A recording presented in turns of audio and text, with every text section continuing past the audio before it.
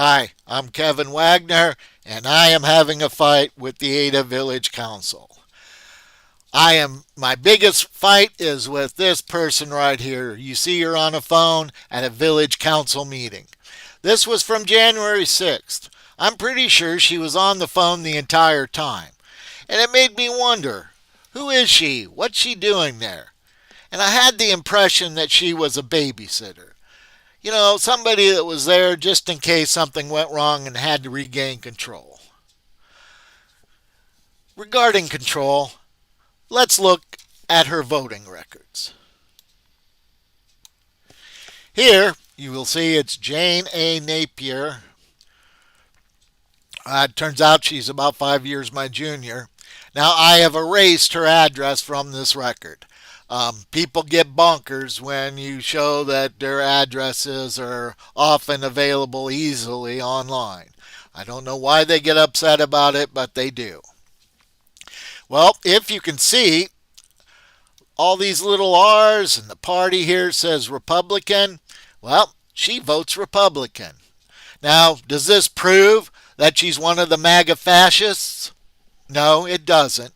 But it does suggest it's very possible, even likely. Now, let's talk about the problem I've been having. These are the codified ordinances of Ada, Ohio. I have not read all of these. I read the water ordinance, and that is where I discovered that the average resident is helping to pay for the water and probably other water related like sewage, wastewater, that's sewage, through the billing policies that favor the businesses. I did an extensive amount of math. I even tried to have the new village administrator, Amanda Sears, review that math. It was regarding revenue, and she sent back this nonsense regarding costs.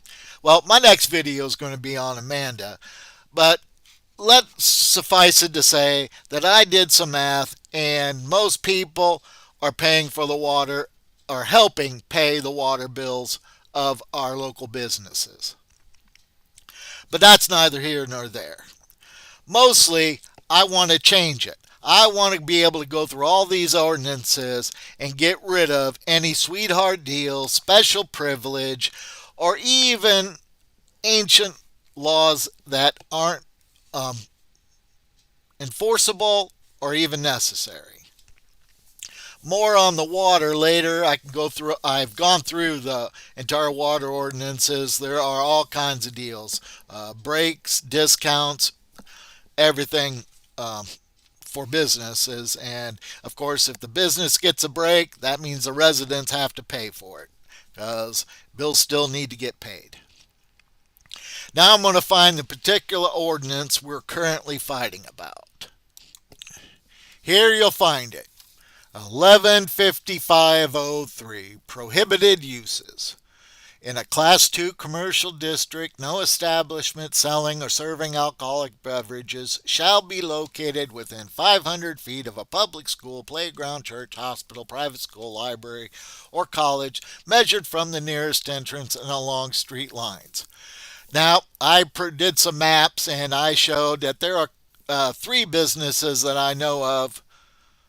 No, at the time I think there were 2 businesses, and then I realized about the cask room, which is what this is about indirectly. But basically, I read this and I said, well, that's not true.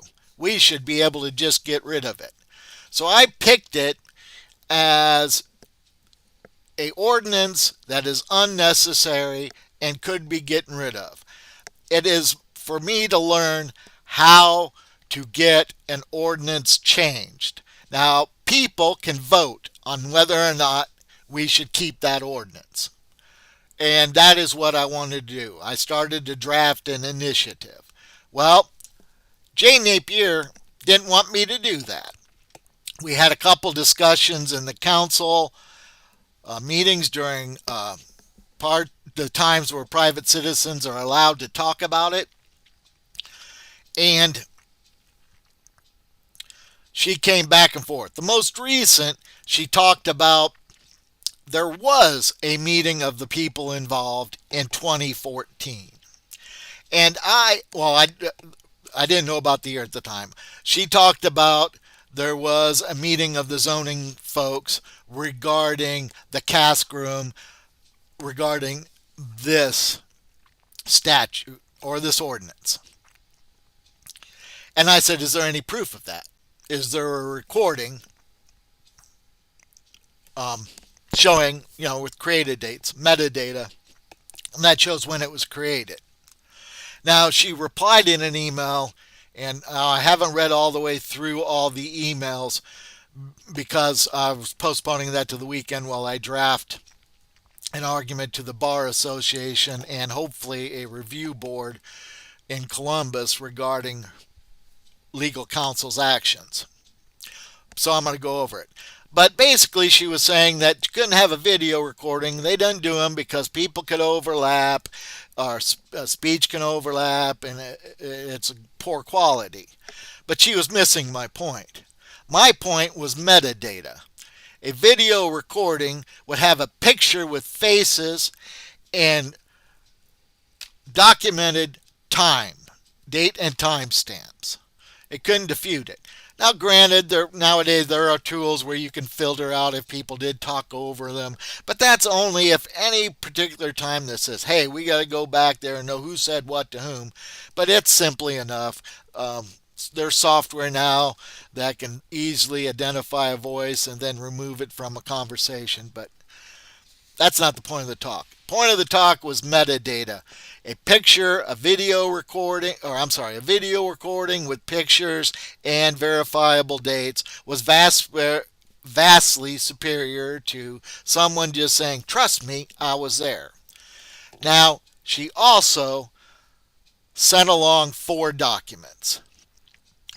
And now we're going to talk about metadata in detail while I go get those 4 documents. All right, here are the 4 documents legal counsel sent me. Now, mind you, her intent, I believe, was to show that this occurred in 2014. Here's what I have. All these documents show that they were last printed in 2014. Last printed, there's April, the previous one was May. Here's another one, May 1st, or April 1st, April Fool's Day. And here's another one, April 14th, same day of these 2. Now,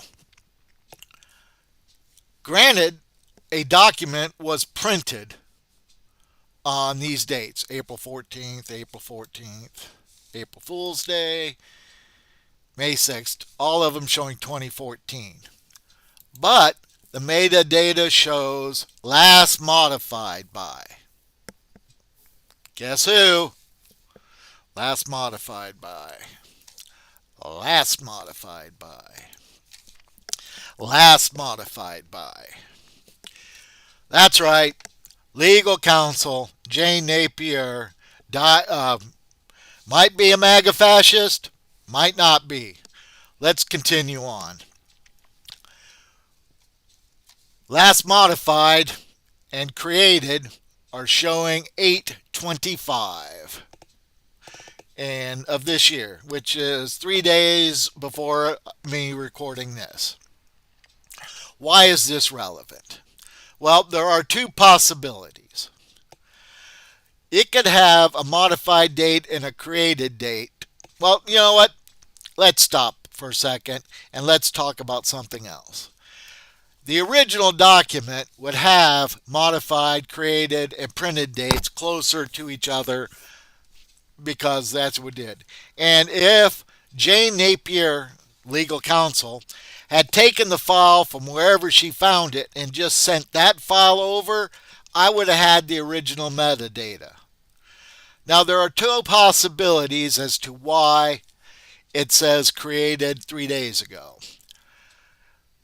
The best explanation that shows no wrongdoing is that for some reason, legal counsel grabbed the document and selected Save As in order to save it in another location. And then could have give it the same name, give it a different name. And then it would show this. That is the best case scenario. There's another possibility, and that is Jane created 4 brand new documents to create an illusion of something that occurred in 2014. She creates those 4 documents, sets them aside, and then she goes into the records and finds 4 documents that were from 2014. And she saves them over onto her computer with a new file name. And then she opens up each one, deletes its contents, copies over the content she created earlier, and then save it. Now, the file would still have a last printed date, but but the contents were not the same at all. Now, I don't know if that happens. Matter of fact, part of me doesn't think it did. I just think that she did something, I don't know, to aggravate, maybe, because either she didn't have a concept of what these dates mean and knew that I would be questioning it because I am trying to show that she is not ethical. That's a shortcoming. I'm saying that she lacks legal ethics. I think that she is telling me I don't have to do anything with you because I say so. You're not a lawyer, go away. I don't think that's ethical. And I think she doesn't grasp how metadata works. At any rate, I'm going to go over the rest of. I have some videos of the council meetings where she talks to me about problems I've had with ordinances. I'm going to go through them with a fine-tooth comb and see if there's further evidence of just weirdness. I don't know. Like I said, if she wanted to prove to me that these things were real, why did she modify them? It just doesn't make sense. Now, if she is a a MAGA fascist, well, then I knew what she did it because she wants to stop anybody that has to deal with people's rights because they want to squelch people's rights if she's a member. If she is, I think I'm going to call her Gestapo Jane. Matter of fact, I kind of like the ring of that. Gestapo Jane. Well, let's see what happens.